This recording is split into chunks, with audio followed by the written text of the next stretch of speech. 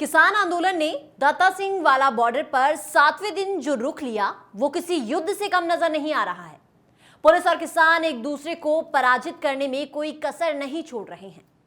दाता सिंह वाला बॉर्डर पर हालात काफी चिंताजनक हैं। पुलिस किसानों के वाहनों को अपना शिकार बना रही है, तो किसान भी पुलिस पर पराली जलाकर फेंक रहे हैं। ऐसा लग रहा है मानो ये एक दूसरे को अधिक से अधिक नुकसान पहुंचाने का दंगल हो। इस आंदोलन का परिणाम जो भी हो, फिलहाल ये काफी खतरनाक हो चुका है। पुलिस कर्मचारी भी घायल हुए हैं।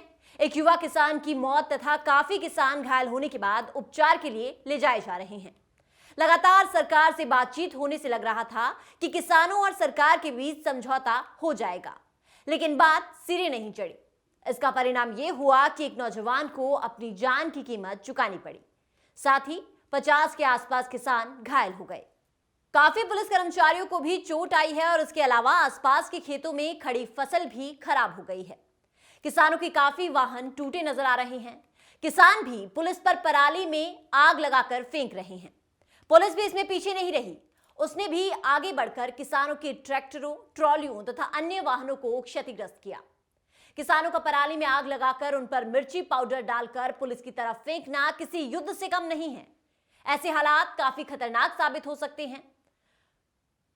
पुलिस से पार पाने के लिए किसान आंसू गैस के गोलों को भी मात देने के लिए उन पर गीली बोरियां डाल रहे हैं। इसके अलावा पत्थरबाजी करना भी किसानों का काम नहीं है। ऐसे में हालात और भी खराब हो रहे हैं। दाता सिंह वाला बॉर्डर पर जहां पुलिस ने बैरिकेड्स लगाए हैं, उससे लगभग 100 मीटर आगे बढ़कर किसानों पर खूब लाठियां भांजी, जैसे अंग्रेज दमन करते थे।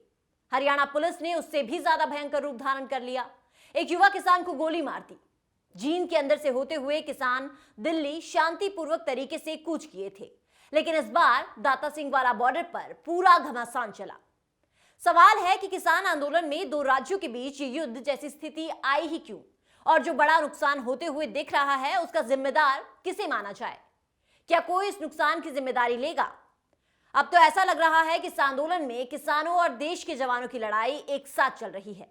ये लड़ाई साझा है। भारत ही नहीं, विश्व इतिहास के इस अनोखे आंदोलन के विविध पहलुओं के बारे में आने वाले न जाने कितने सालों तक इतिहासकार, बुद्धिजीवी अनेक कोणों से शोध करते रहेंगे। इसके पीछे जहां कुशल वितरण लीडरशिप में लंबे समय से चल रही वैचारिक सांगठनिक तैयारी है, वहीं इसकी अपराजय प्रहार क्षमता, शौर्य तथा सृजनात्मकता के पीछे की प्रमुख ताकत पंजाब की युवा पीढ़ी है। दरअसल पंजाब के युवाओं के लिए यह कानून दोहरी त्रासदी का सबसे बड़ा कारण बनकर आया है। बेरोजगारी का दंश तो वो पहले से झेल ही रहे थे। अब कृषि, जो उनके लिए सब्सिस्टेंस लेवल पर जिंदा रहने का एकमात्र सहारा थी, सुरक्षा का एकमात्र आश्वासन थी, वो भी खतरे में है। रोजी रोटी की तलाश में भारी तादाद में नौजवान विदेश चले गए। किसानों ने खेत बेचकर बेटों को बाहर भेजा। US, Canada, Britain, Australia. विदेशों की ओर माइग्रेशन और ब्रेन ड्रेन में पंजाब केरल के बाद देश का दूसरा सबसे बड़ा राज्य बन गया। दूसरी ओर बेरोजगारी और असुरक्षा के माहौल में युवा बड़ी तादाद में डिप्रेशन, शराब और ड्रग्स की चपेट में आते गए। देखते ही देखते ये पंजाबी समाज का नासूर बन गया। उन्हें खालिस्तानी, आतंकवादी, टुकड़े टुकड़े गैंग, पाकिस्तानी और ना जाने क्या क्या कहकर अपमानित किया गया, बदनाम किया गया और उनके दमन का माहौल बनाया गया।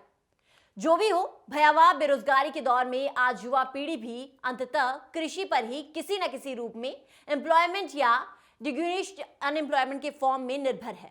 उन्हें सरकारी नौकरी, शिक्षा के अनुरूप रोजगार तो नहीं ही मिला है। कृषि के माध्यम से जो आजीविका की सुरक्षा मिली थी, वो समस्याग्रस्त तो पहले से थी। अब इन 3 कृषि कानूनों के माध्यम से पूरी तरह उसके छिन जाने का खतरा उनके सामने आकर खड़ा हो गया है। बेहतर हो कि सरकार अपनी कॉर्पोरेट भक्ति से बाज आए, अपनी अहंकारी हठ धर्मिता का त्याग करे, जख्मों के लिए माफी मांगे जो अपनी संवेदनहीन क्रूरता से किसानों के साथ साथ जवानों को भी दिए गए हैं।